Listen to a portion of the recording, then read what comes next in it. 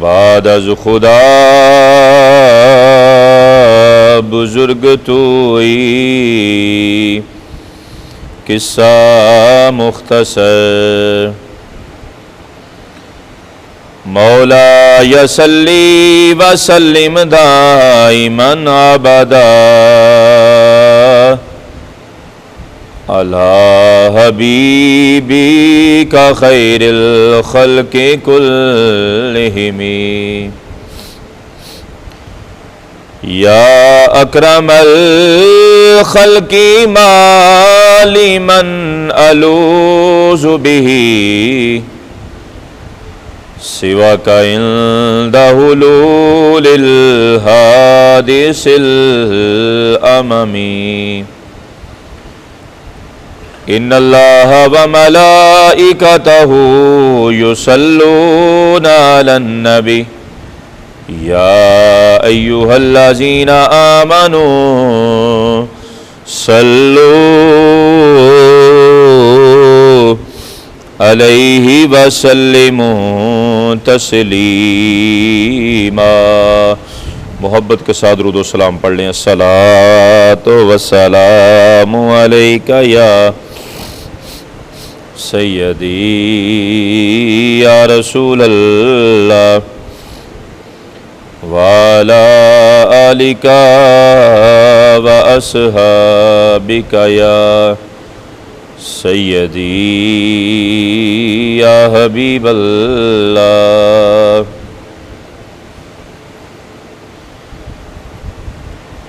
خودی کا سر نہاں لا الہ الا اللہ لا الہ الا اللہ۔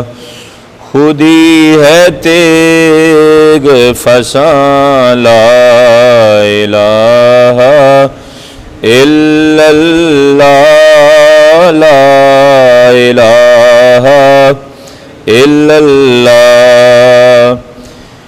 یہ دور اپنے براہیم کی تلاش میں ہے، یہ دور اپنے براہیم کی تلاش میں ہے، صنم کدا ہے جہاں لا الہ الا اللہ لا الہ الا اللہ۔ یہ مال و دولت دنیا، یہ رشتہ و پیوند،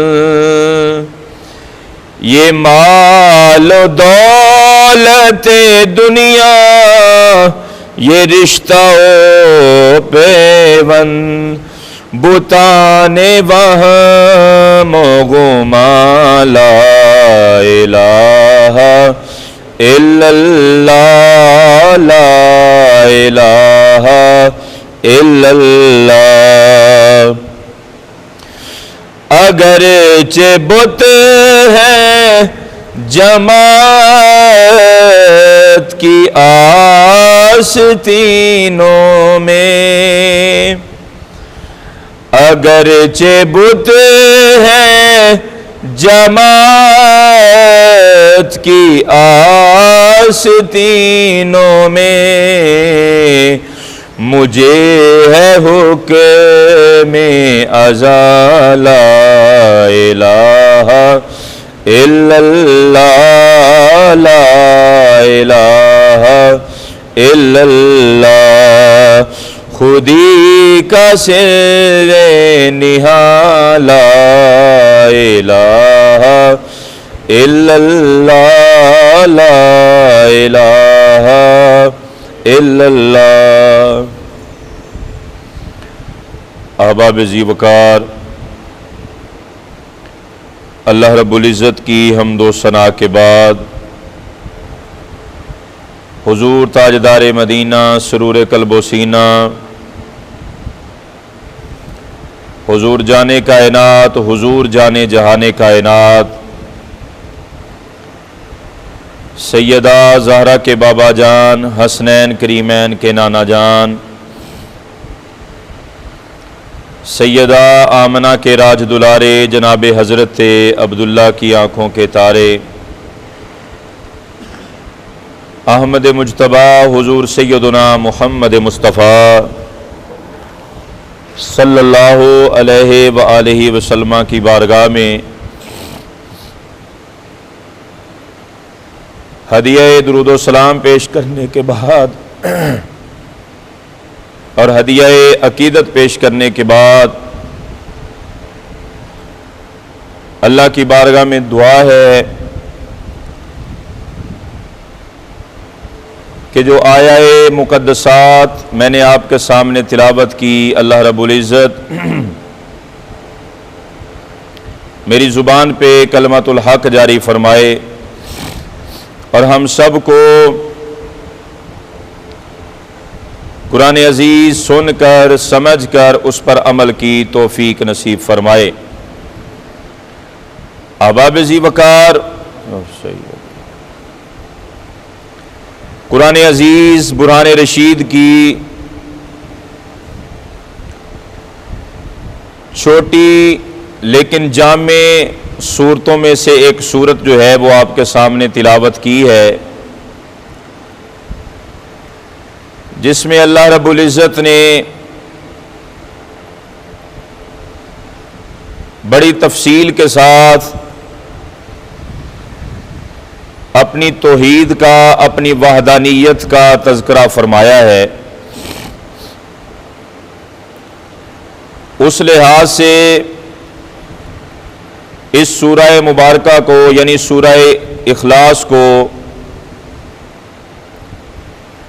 سورۃ التوحید بھی کہا جاتا ہے، یعنی جس میں اللہ رب العزت کی وحدانیت بیان کی گئی ہے۔ احباب ذی وقار، اللہ واحد ہے، اپنی ذات کے لحاظ سے، اپنی صفات کے لحاظ سے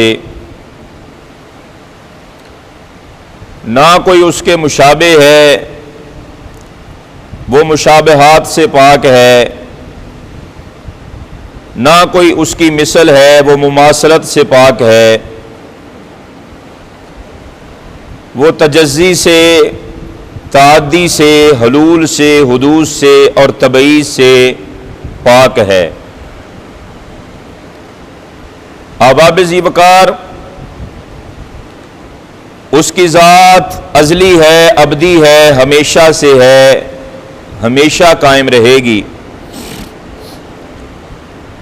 اس کی جملہ صفات اس کی ذاتی ہیں، اور جس طرح اس کی ذات ازل سے ہے اور ابد تک رہے گی، اسی طرح اس کی جملہ صفات بھی ازلی ہیں، ابدی ہیں، یعنی اس کی صفات بھی کبھی ختم نہیں ہوتی۔ قرآن عزیز برہان رشید کی سورۃ الاخلاص، سورۃ التوحید اللہ رب العزت کی وحدانیت کو بیان کرتی ہے، اللہ کی توحید بیان کرتی ہے۔ یہ اتنی مبارک سورہ مبارکہ ہے،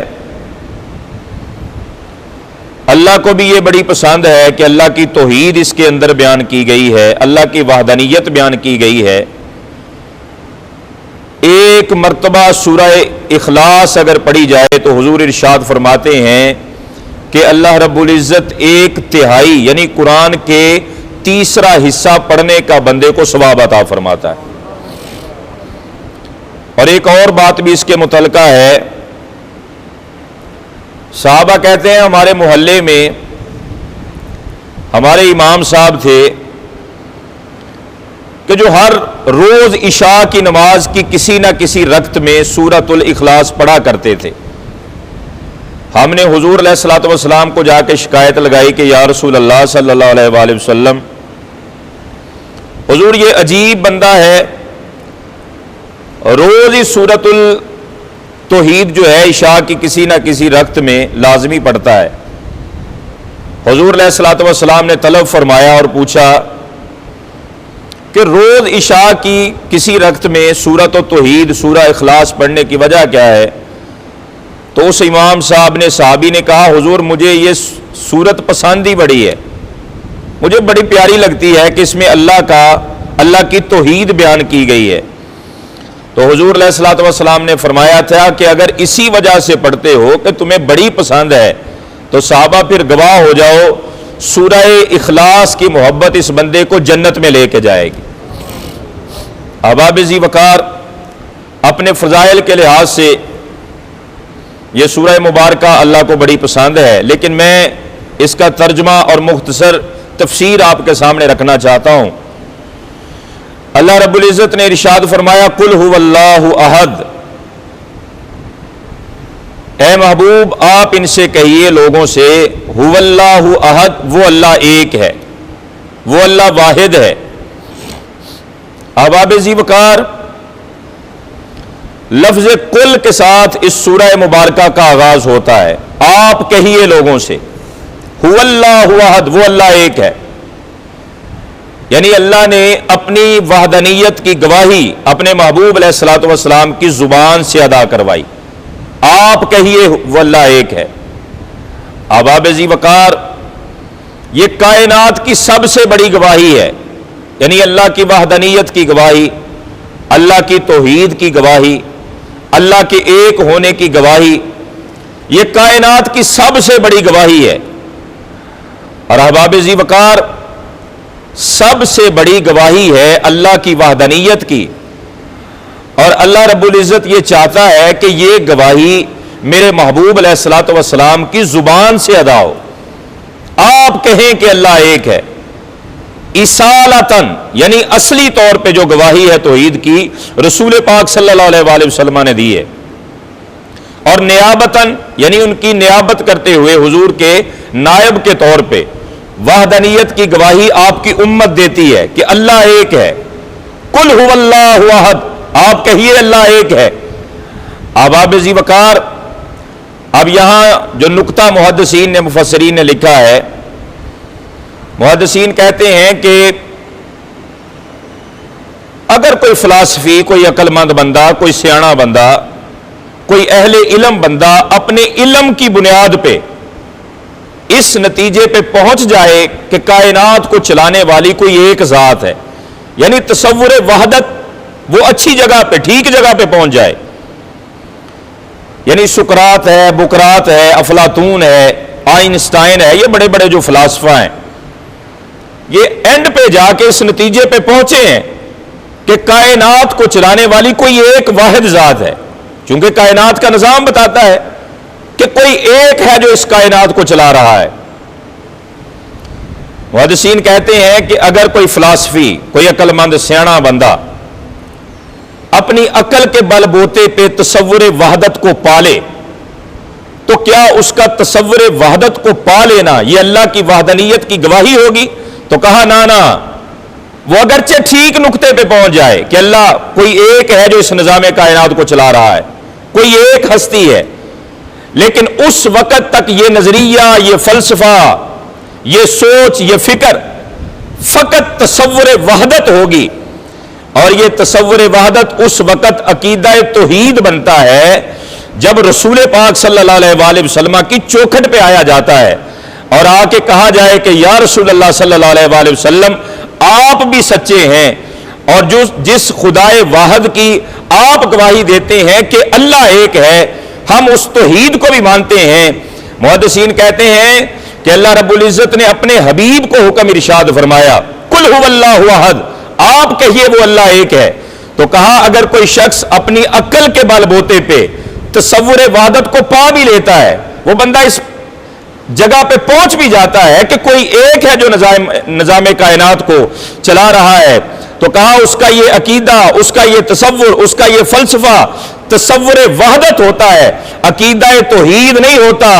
عقیدہ توحید اسی وقت ہوتا ہے کہ جب کوئی بندہ دامن محبوب میں آ کے مصطفیٰ کی چوکھٹ پہ آ کے کہتا ہے یا رسول اللہ آپ بھی سچے ہیں، اور جس خدا کی وحدانیت کی گواہی آپ دیتے ہیں آپ کی وہ گواہی بھی سچی ہے۔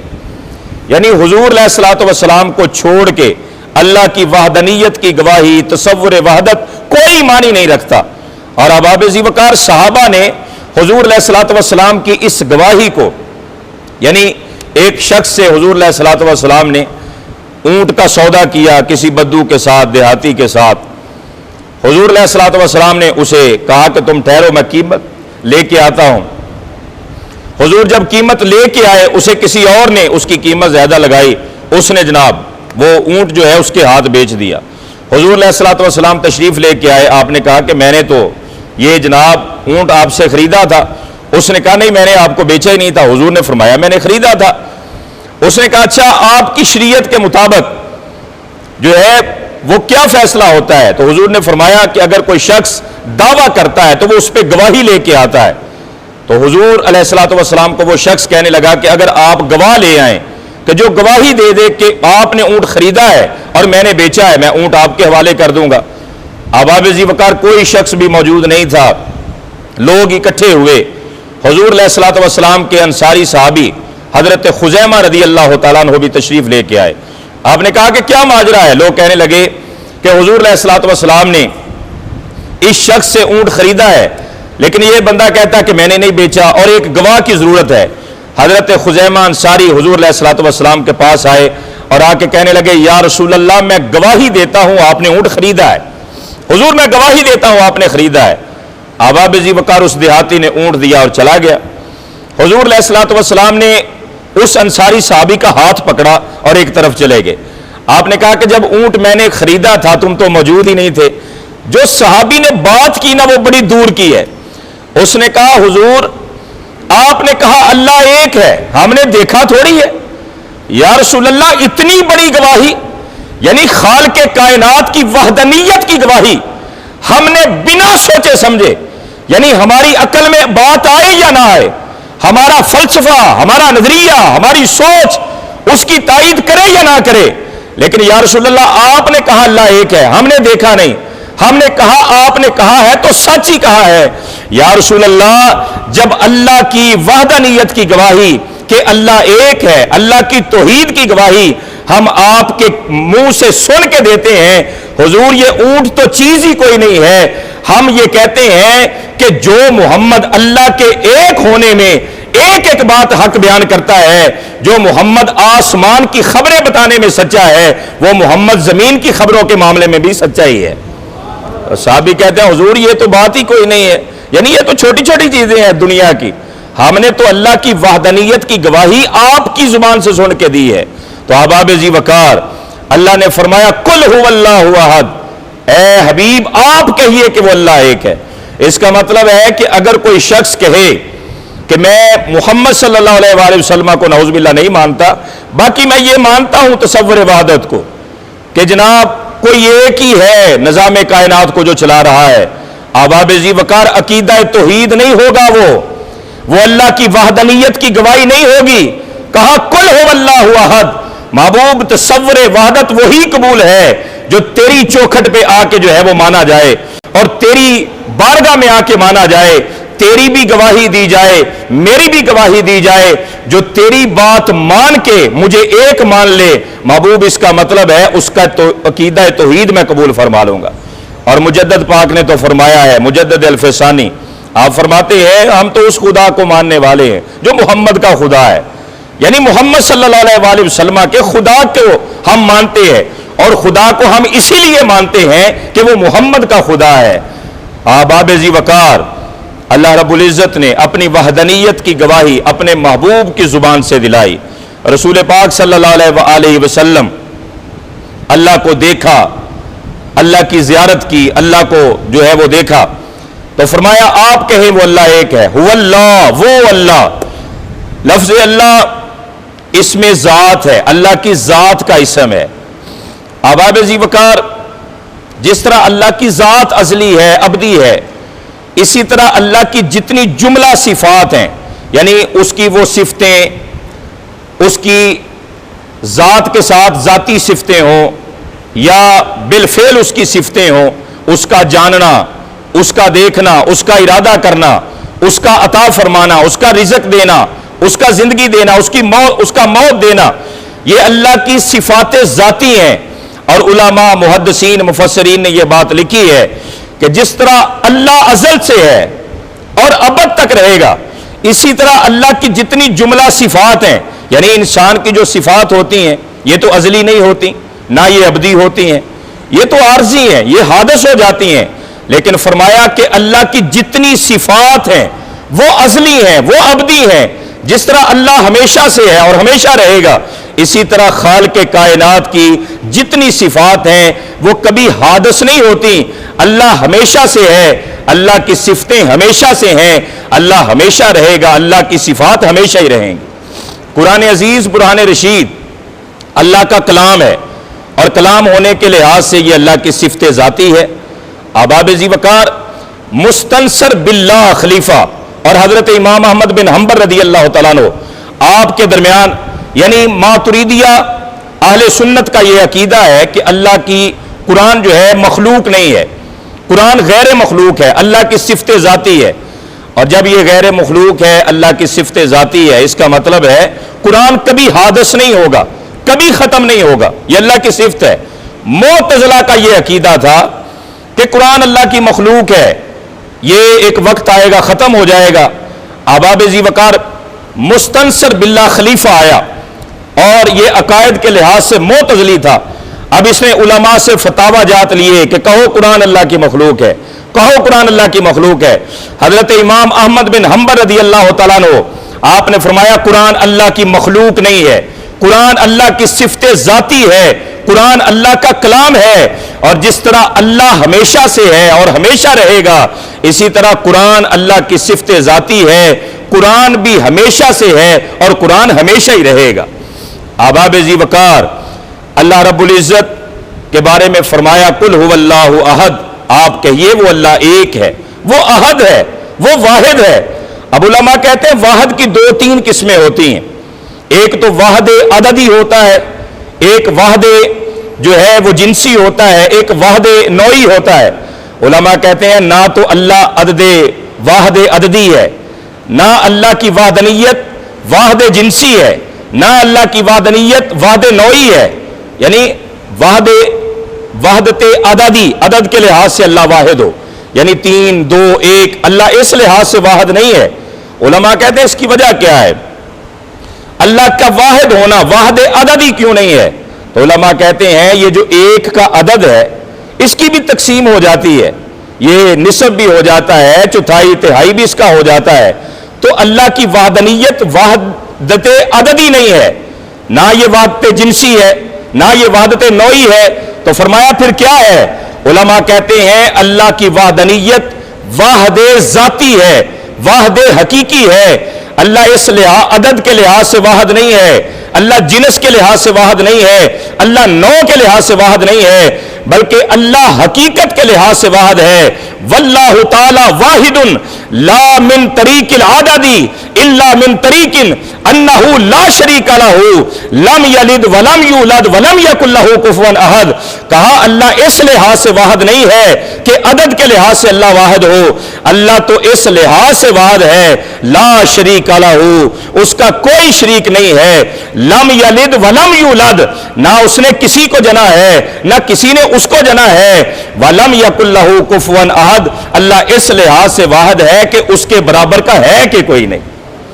یعنی اگر واحد عددی ہو تو ایک کا عدد بھی تقسیم ہو جاتا ہے، اگر واحد جنسی ہو یعنی جنس کے لحاظ سے کوئی چیز ایک ہوتی ہے دوسری نہیں ہوتی، تو کہا اللہ ایسا بھی نہیں ہے، کہا اللہ اس لحاظ سے واحد ہے لا شریک لہ لم یلد ولم یولد ولم یکن لہ کفوا احد، کہا اللہ تو اس لحاظ سے واحد ہے اس کا شریک ہی کوئی نہیں ہے، نہ اس نے کسی کو جنا ہے نہ کسی نے اس کو جنا ہے، وَلَمْ يَكُنْ لَهُ كُفُوًا أَحَدٌ، اور فرمایا اس کی برابری کا ہے ہی کوئی نہیں۔ احباب ذی وقار، کوئی کیسے ہو سکتا ہے جب ہر چیز اس کی مخلوق ہے، ہر چیز کو اس نے تخلیق کیا ہے، ہر چیز کو اس نے پیدا کیا ہے، ساری مخلوق کو رزق دینے والا وہ ہے، زندگیاں دینے والا وہ ہے، موت دینے والا وہ ہے۔ احباب ذی وقار، بندوں میں بھی کوئی جس مرضی مقام و مرتبے میں پہنچ جائے، حضرت عزیر علیہ السلام اور حضرت عیسیٰ ابن مریم کے بارے میں یہودیوں کو اور عیسائیوں کو اللہ فرماتا ہے وقالت الیہود عزیر ابن اللہ، عزیر ابن اللہ، یہود نے کہا کہ عزیر اللہ کے بیٹے ہیں۔ وقال المسیح وقالت النصار ابن مسیح ابن اللہ، اور نصارہ نے کہا کہ مسیح اللہ کے بیٹے ہیں۔ اچھا، عزیر علیہ السلام کو یہودی کہتے اللہ کا بیٹے ہیں، اور عیسائی حضرت عیسیٰ کو کہتے اللہ کے بیٹے ہیں، اور یہودی اس کے ساتھ ساتھ ایک اور جو ہے وہ غلطی کرتے، وہ کہتے یہ جو فرشتے ہیں یہ اللہ کی بیٹیاں ہیں اور عزیر اللہ کے بیٹے ہیں۔ اللہ فرماتا ہے لم یلد، اس نے کسی کو نہیں جنا۔ علماء کہتے ہیں کہ اس نے کسی کو پیدا نہیں کیا، اس نے کسی کو جنا نہیں ہے۔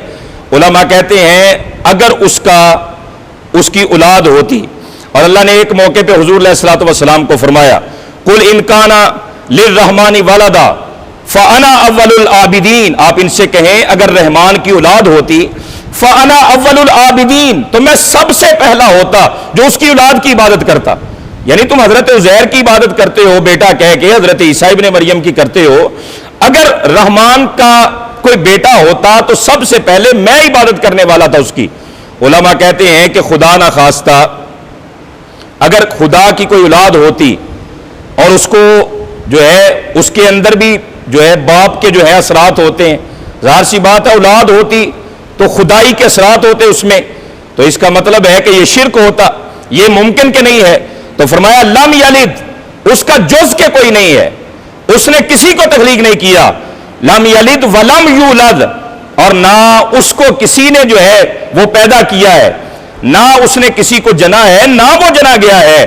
ولم یکن لہ کفوا احد، اللہ کی ذات تو وہ ہے کہ جس کی برابری کے کوئی نہیں کر سکتا۔ احباب ذی وقار، نہ اللہ کی کوئی اولاد ہے، نہ اللہ کا کوئی جز ہے۔ یعنی خالق کا اگر جز ہو اور خالق کا کوئی جز ہو تو احباب ذی وقار یہ شرک ہوتا ہے۔ نہ اللہ کا کوئی جز ہے، نہ اللہ کسی چیز کا جز ہے۔